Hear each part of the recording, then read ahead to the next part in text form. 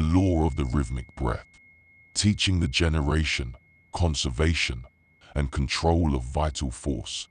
By Ella Adelia Fletcher. Chapter I. Breath is life.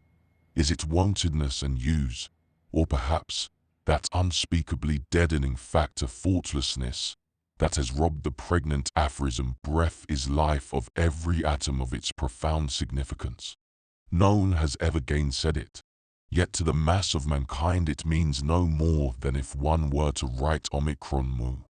And to that suicidal mania, fear of fresh air and draughts, and its accompanying folly, flagrant neglect of the primal function of breathing, the world pays an annual tribute of at the lowest estimate 250,000 lives, all sacrificed to preventable disease. Even without a regret for those sent thus prematurely through the gates ajar, think of the crushing weight of sorrow this entails upon the world. Though not our loss, the sorrow affects all within its environment. But not alone the mass of humanity have been thus apathetic, until the beneficial cult of deep breathing, a growth in rational doing and thinking of the present generation only, the man of science whose life work is to relieve human suffering equally ignored this flaring torch. Breath is life, pointing unerringly to fundamental truths of being, but which throughout the centuries of Western civilization might as well have been a dark lantern. It is my grateful task, nay, happy opportunity, to prove to you that it is a torch of such wonderful illuminating power that man's electric searchlights should pale before it. It was again a stalwart stride in the right direction, to call attention to the error of commonly fixed habits.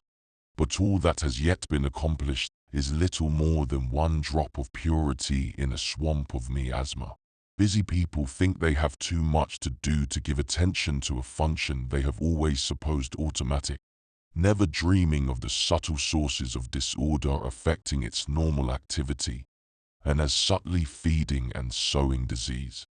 Also, to make a bad matter worse, in all the so-called systems of breathing taught, good, bad, and indifferent, the fundamental principle of rhythmic harmony has attracted little attention, and is rarely understood.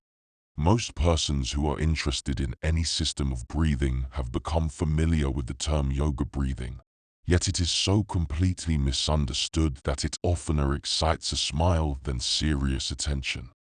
But this is another instance where the precious pearl truth is in sight, and unseeing eyes confound it with a worthless babble. All the ridicule, misunderstanding, and depreciation of this cult are in reality due to the fact that few expositors of yoga breathing have explained either in their writings or verbally to pupils the rationale upon which it is based. Reticence on this vital point is due to one of two reasons: either ignorance, or the belief that the age was not yet prepared to be entrusted with a truth of life which was till recently guarded in India as a most sacred mystery. But in our day and generation, Occidental peoples accept nothing blindly. All must know the why and wherefore. We find the answer in the profoundly scientific teachings of Hindu physiology, founded upon the inspirational truths preserved to us in the Tantric philosophy, and in those sacred Sanskrit writings, the Upanishads. Only the arrogant egoism of Western civilization has made it possible that enlightened minds could read the Upanishads as they have done for years and overlook the significant facts they contain with reference to the union of breath with life. These facts are the foundation for the deepest, most philosophical, and only scientific cult of physical health and spiritual life. But, clothed in the most poetic imagery, they have been studied, translated, and read for that alone, as curiosities of literature. It is a deplorable fact that these so learned minds rejected, without the experiments which they are assured would verify the statements, but with cheerful indulgence for the childish vagaries and the credulity of those sacred writers who believed them. all these profound truths weighted with the most beneficial results to humankind, and which, in consequence, have remained occult mysteries closely guarded by the few who understood them.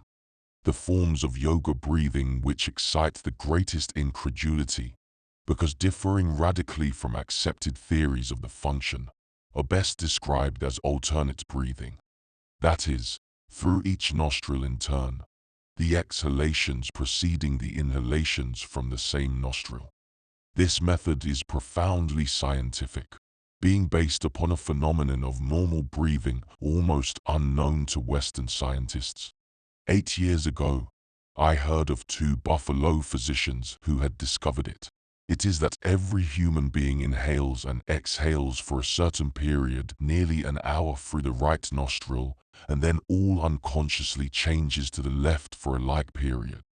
Hindu physiology begins its surprises by teaching us that with every inhalation through the right nostril, a positive electrical current flows down the right side of the spine, and with every inhalation through the left nostril, a negative current flows down the left side.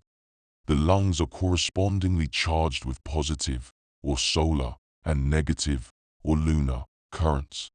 It is by means of the 2 currents that all the processes of life are performed, and it is an imperative condition of health that they be equally balanced.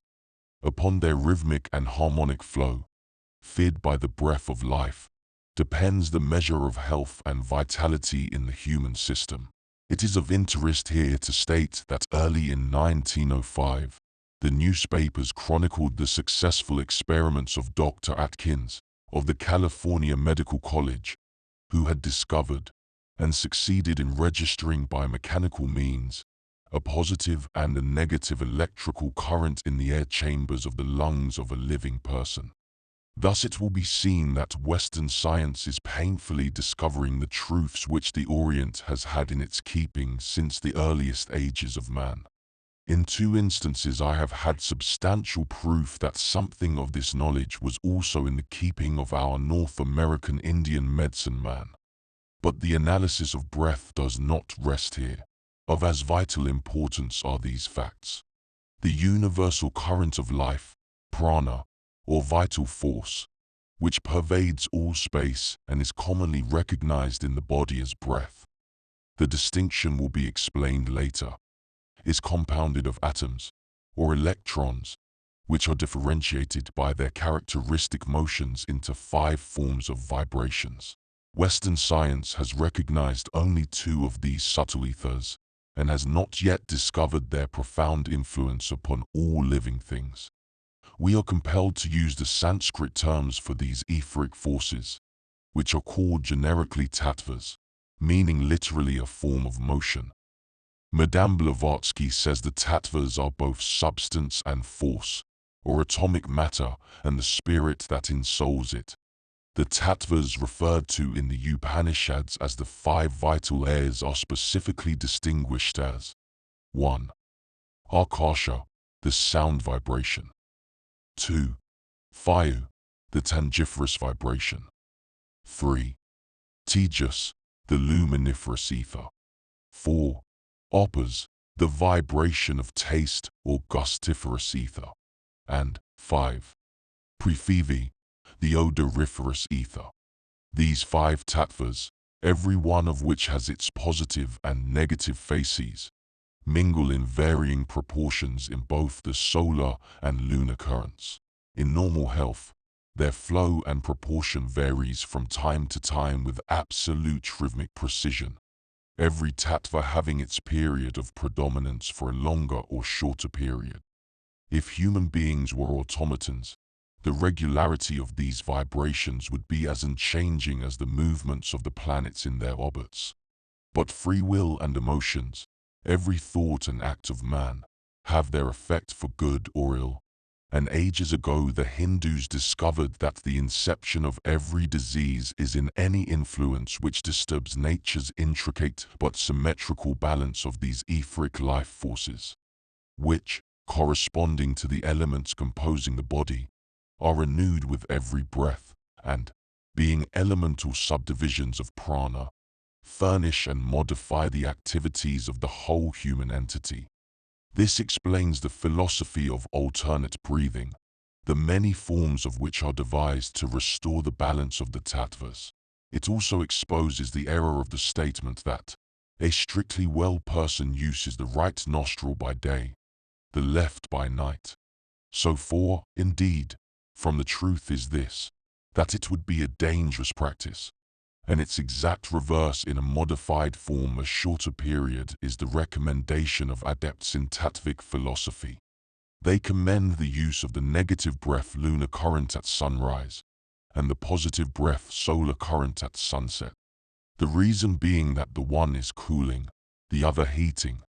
They thus impose a certain check upon the prevalent terrestrial influences, while putting us en rapport with them, since two positives repel each other, as do, of course, two negative currents.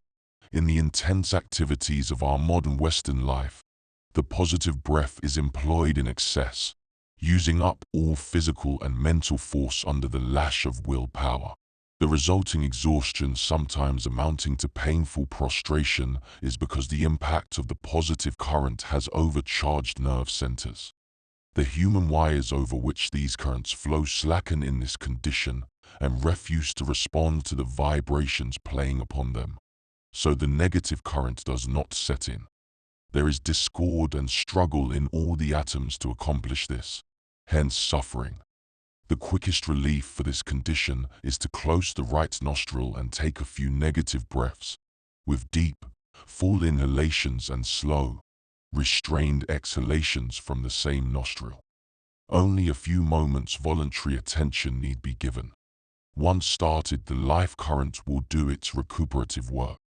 Beneficial effects are gained by employing the positive breath when going to sleep, which is done by lying on the left side. It counteracts a tendency to an excess of the negative principle in the heart at evening, at which time the negative or lunar current is the stronger, and also protects the sleeper from the frivolous and wasting activities caused by the invasion of idle thoughts, called dreams, upon the field of subconsciousness when the godding mind is off duty. At dawn, it is well to turn upon the right side, but other movements in the night can be made according to comfort and convenience. Nature may be trusted to take care of breathing if we start it rhythmically.